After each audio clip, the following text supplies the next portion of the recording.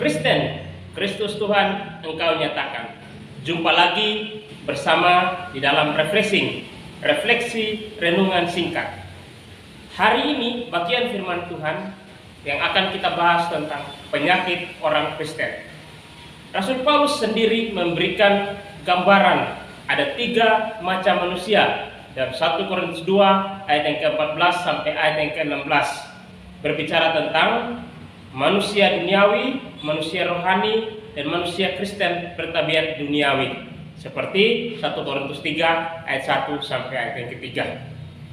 Hari ini kita akan melihat secara berkesinambungan tentang kehidupan orang Kristen, yang bertabiat duniawi. Kita menjadi Kristen bukan karena perbuatan baik. Kita menjadi orang Kristen bukan karena hanya kita beragama Kristen, tetapi kekristenan itu sendiri harus mencerminkan nilai hidup Kristus di dalamnya. Hari ini kita akan sama-sama belajar kenapa orang Kristen bertabiat duniawi tidak mengalami kehidupan yang berkemenangan di dalam Tuhan. Karena mereka masih malu, masih ingat akan masa lalu. Karena itu pada bagian firman Tuhan hari ini yang kita akan sama-sama belajar di dalam Amsal 4 ayat yang ke-23, jagalah hatimu dengan segala kewaspadaan, karena dari situlah terpancar kehidupan. Hati merupakan pusat sentral kehidupan. Sebagai orang percaya kita mau menyerahkan seluruh kehidupan kita kepada Tuhan, karena hanya Tuhan yang dapat menolong hidup kita. Ada beberapa penyakit orang Kristen yang bertabiat duniawi ya. Ini berbicara tentang secara spesifik lebih kepada orang Kristen bertabiat duniawi. Kadang orang tidak bisa merasakan kasih Tuhan karena dia mengalami kuman, kurang iman. Ibrani 11 ayat 1 katakan, iman adalah dasar dari segala sesuatu yang kita harapkan dan bukti dari segala sesuatu yang tidak kita lihat. Orang Kristen bertabiat duniawi mengalami kekurangan iman. Roma 14 ayat yang ke-23 berbicara tentang segala sesuatu yang tidak berdasarkan iman adalah dosa. Yang kedua, kalau orang Kristen sudah kurang iman, maka dia akan kurang bersekutu. Padahal jelas-jelas Ibrani 10 ayat yang ke-25 mengingatkan, janganlah kita menjauhkan diri dari pertemuan-pertemuan ibadah seperti yang dibiasakan oleh beberapa orang, melainkan saling mendoakan karena waktu Tuhan sudah dekat.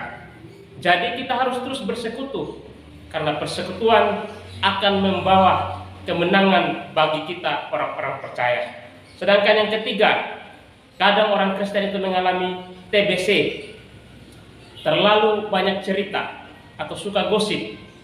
Gosip sendiri semakin digosok semakin sip.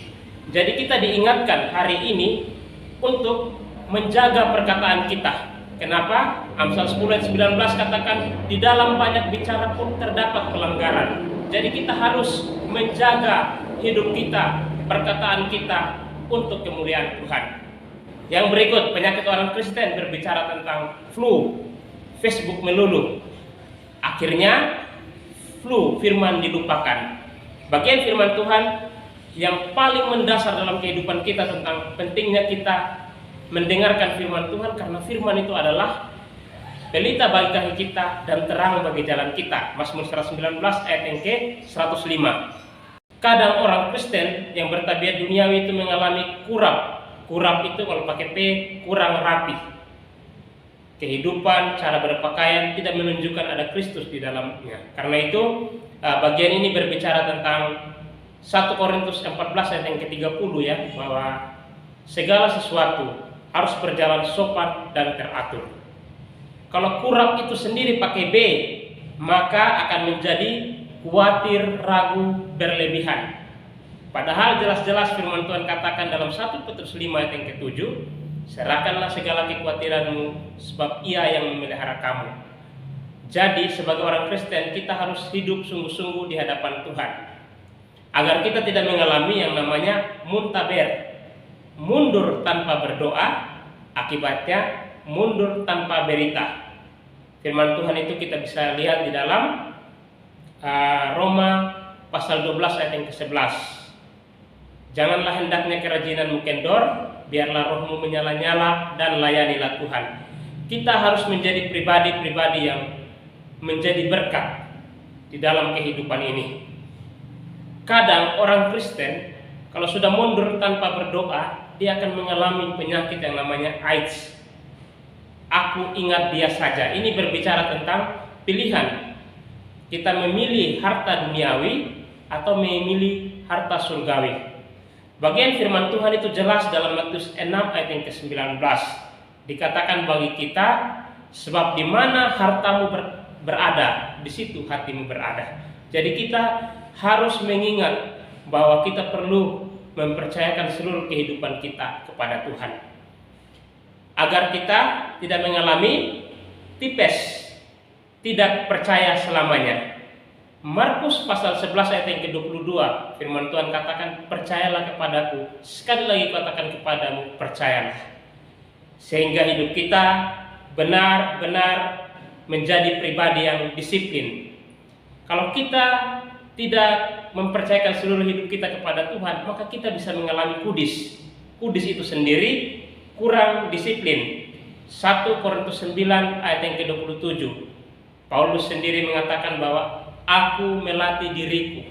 Jadi ini berbicara tentang bagaimana mendisiplinkan diri. Karena itu kita ingat untuk tetap hidup di dalam kedisiplinan rohani, agar kita tidak mengalami yang namanya DBD. DBD sendiri itu dosa beranak dosa. Firman Tuhan itu kita bisa baca di dalam Yakobus pasal 1 ayat yang ke-13 sampai ayat yang ke-15. Dikatakan bahwa kalau dosa itu beranak dosa akan melahirkan maut. Jadi kita tidak mau untuk mengalami penyakit DBD, ya, dosa beranak dosa. Karena itu kita mau untuk taat. Kenapa kita mau taat di hadapan Tuhan? Karena ketaatan akan mendatangkan berkat. Karena itu kalau kita tidak taat, maka kita akan mengalami penyakit yang namanya kutil, kurang taat, iman lemah. Amsal 1 ayat yang ke-7 berbicara tentang takut akan Tuhan adalah permulaan pengetahuan, tetapi orang bodoh menghina hikmat dan didikan.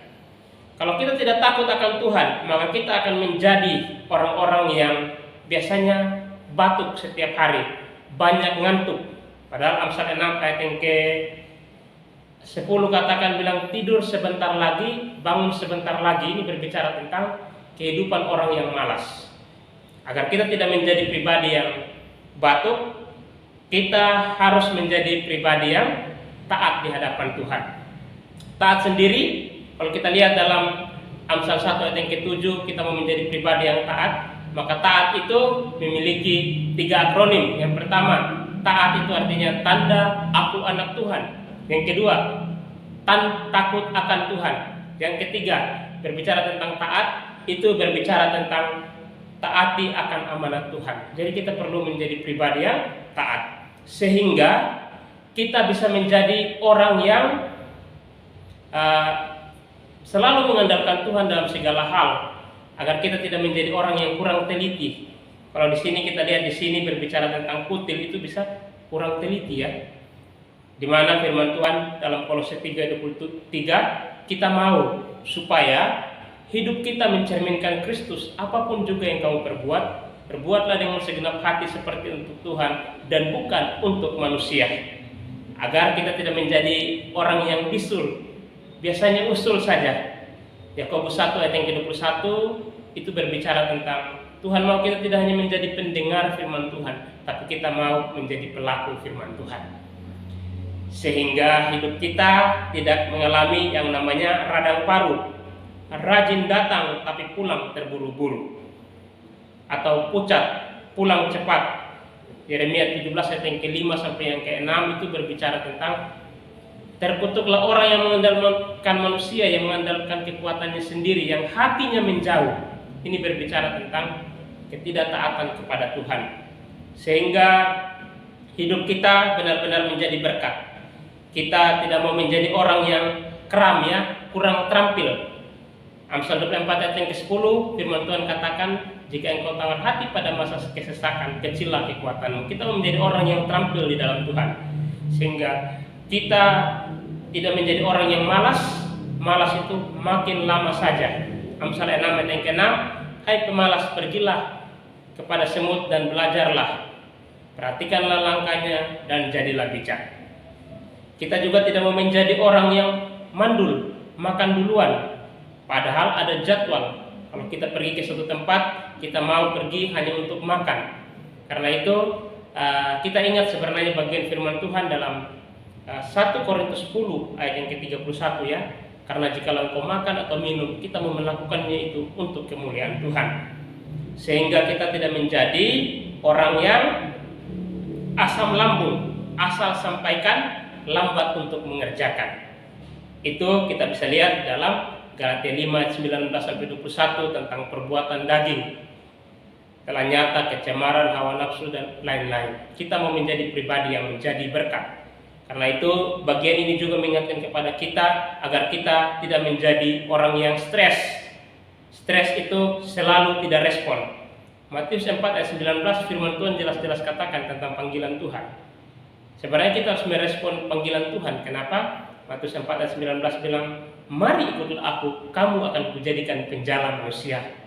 Dan kita tidak menjadi orang yang, ya kadang orang Kristen yang duniawi, mereka juga selingkuh, selalu ingin kumpulkan harta. Padahal firman Tuhan jelas-jelas katakan kepada kita bahwa di dalam Matius 6 ayat yang ke 19 sampai selanjutnya itu 22 itu berbicara tentang janganlah kita mengumpulkan harta yang ada di dunia karena ngingat dan karat bisa saja memakannya, tetapi kumpulkan harta yang di surga, ngingat dan karat tidak dapat memakannya. Karena itu kita mau hidup menjadi berkat. Kita tidak mau menjadi orang yang selingkuh, selalu ingin kumpulkan harta, tapi kita mau dengan harta kita menjadi berkat bagi banyak orang. Kadang orang Kristen itu juga bisa mengalami yang namanya hipertensi, hilang perhatian terhadap suami istri atau hilang perhatian terhadap sesama insan. Padahal kita dipanggil untuk mengasihi Tuhan dengan segenap hati dan mengasihi Tuhan dengan segenap jiwa, akal budi dan kekuatan. Kita tidak mau menjadi orang yang terkena hipertensi ya, tetapi kita mau menjadi berkat untuk kemuliaan Tuhan. Bagian ini mengingatkan kepada kita bagaimana cara agar kita bisa datang kepada Tuhan dan menjadi pribadi-pribadi atau menjadi orang Kristen rohani. Yang pertama, bagi kita yang belum menerima Kristus, kita perlu untuk menerima Yesus sebagai Tuhan dan Juru Selamat secara pribadi. Karena ketika kita menerima Yesus, maka Yesus akan memulihkan hidup kita. Mungkin saat ini kehidupan kita seperti orang Kristen bertabiat duniawi. Yesus mau masuk dalam hati kita dan Yesus mau pulihkan kehidupan kita. Apapun penyakit-penyakit orang Kristen bertabiat duniawi, kita perlu untuk menerima Yesus sebagai Tuhan dan Juru Selamat secara pribadi. Karena itu, satu bagian firman Tuhan yang menjadi kerinduan, kalau kita membaca dalam Wahyu 3:20, firman Tuhan katakan, lihat aku berdiri di muka pintu dan mengetuk. Jikalau ada orang mendengar suaraku dan membukakan pintu, aku akan masuk mendapatkannya. Aku akan makan bersama-sama dengan dia dan dia bersama-sama dengan aku. Untuk menjadi orang Kristen rohani, kita perlu menerima Yesus sebagai Tuhan dan Juru Selamat secara pribadi. Ada satu saran doa, jadi ini bukan di kata-katanya, tetapi kita mengimani. Yakobus 5 ayat 16b bilang, firman Tuhan katakan, doa orang yang benar bila dengan yakin didoakan sangat besar kuasanya. Bukan karena kehendak kita, tetapi kita dibenarkan karena iman. Karena itu kita mau sama-sama berdoa ya, mengambil waktu untuk kita berdoa. Bapak, Ibu, saudara-saudari, ataupun juga semua rekan sekerja Allah bisa mengikuti di dalam hati kata-kata ini dan yakinlah bahwa Yesus akan masuk di dalam hidup kita dan dia akan tinggal dan akan mencicipi setiap persoalan yang kita hadapi. Mari kita berdoa. Tuhan Yesus, saya memerlukan Dikau. Saya membuka pintu hatiku dan menerima Dikau sebagai Juru Selamat dan Tuhanku. Terima kasih karena Engkau sudah mengampuni dosa-dosaku. Kuasailah tahta hatiku. Bentuklah saya menjadi seorang pribadi yang seturut kehendak Tuhan. Terima kasih untuk pengorbananmu di kayu salib. Amin. Yakinlah Yesus adalah hidup kita. Yohanes 1 ayat yang ke-12, semua orang menerimanya diberinya kuasa supaya menjadi anak-anak Allah. Kita mau menjadi pribadi-pribadi yang bergantung sepenuhnya kepada Tuhan. Yakinlah dosa-dosa kita telah diampuni, karena di dalam Kolose 2 ayat yang ke-13 dan 14 Allah sudah mengampuni segala dosa kita.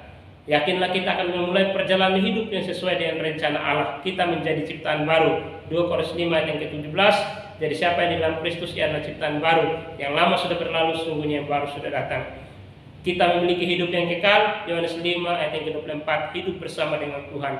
Dan Yesus Kristus yang diwakili oleh Roh Kudus sudah berada di dalam kehidupan kita. Wahyu 3 ayat yang ke-20. Karena itu, sebagai orang yang telah dimerdekakan di dalam Tuhan, orang yang saat ini sudah menjadi orang-orang Kristen rohani, kita perlu untuk hidup mempercayai Tuhan sepenuh waktu. Bagaimana caranya? Yang pertama, kita perlu menjaga hati. Orang jahat itu karena tidak jaga hati, makanya jahat itu kepanjangannya jaga hati. Jaga hati agar hidup kita menjadi berkat bagi banyak orang. Kenapa? Hati adalah pusat sentral kehidupan.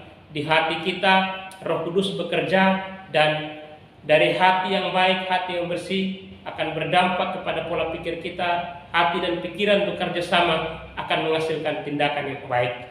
Jadi kita perlu menjaga hati. Amsal 4 ayat 23, jagalah hatimu dengan segala kewaspadaan, karena dari situlah terpancar kehidupan. Sedangkan yang kedua, kita perlu menjadi pribadi yang selalu ingat kendalikan diri, bisa mengendalikan diri. Tentu tidak mudah, berarti bukan berarti tidak bisa. Tidak mudah, bukan berarti tidak mampu, tapi pasti bisa. Kalau bisa, kita lakukan itu hanya karena kemurahan Tuhan. Jadi kita perlu mengendalikan diri. Di dalam Amsal 16 ayat yang ke-32, orang yang sabar melebihi seorang pahlawan, orang yang menguasai diri melebihi orang yang merebut kota. Sedangkan yang ketiga, terus minum jamu ya. Jamu itu jaga mulut. Kenapa kita perlu menjaga perkataan kita? Yakobus 3 ayat yang ke-1 sampai ayat yang ke-10 itu berbicara tentang dosa karena lidah. Dari mulut keluar berkat, dari mulut keluar kutuk. Jadi kita mau perkataan kita itu menjadi berkat. Bagaimana caranya? Jamu atau minum jamu, jaga mulut setiap hari untuk kemuliaan Tuhan. Dan yang terakhir, kita perlu memiliki jati diri. Jati diri itu jaga hati diri sendiri. Bagaimana caranya? Ya, hidup dipimpin dan dikuasai oleh Roh Kudus setiap saat. Seperti di dalam kitab Efesus pasal 5 ayat yang ke-16 ya. Janganlah kamu mabuk oleh anggur, karena anggur menimbulkan hawa nafsu, melainkan kamu penuh dengan Roh. Kita harus hidup dipimpin Roh Kudus. Dan hidup dari dipimpin oleh Roh Kudus akan memberikan dampak. Apa sih dampaknya? Kita akan mengalami buah roh seperti Galatia 5 ayat yang ke-22 dan 23. Dan kita tahu bahwa kehidupan kita Tuhan mau pakai untuk menjadi berkat. Kalau bukan sekarang, kapan lagi? Kalau bukan kita, siapa lagi? Hidup ini adalah anugerah yang Tuhan berikan. Tuhan mau melalui hidup kita menjadi pribadi yang hidup kita menjadi garam dan terang yang berdampak bagi banyak orang, sehingga ketika orang melihat kita, Tuhan dipermuliakan. Tuhan tersenyum melihat kehidupan kita. Banyak orang mengalami perubahan karena Roh Kudus yang bekerja di dalam dan melalui hidup kita. Kalau masih ada di antara kita yang mengalami penyakit-penyakit orang Kristen yang bertabiat duniawi, gampang saja. Matius 3 ayat yang kedua bilang, bertobatlah karena kerajaan surga sudah dekat. Kita datang kepada Tuhan, serahkan hidup kepada Tuhan, dan percaya hidup ini untuk kemuliaan Tuhan. Biarlah Tuhan dipermuliakan melalui refleksi renungan singkat ini. Kita menjadi berkat untuk kemuliaan Tuhan. Terima kasih, Tuhan berkati. Salam prajurit Kristus. Salam.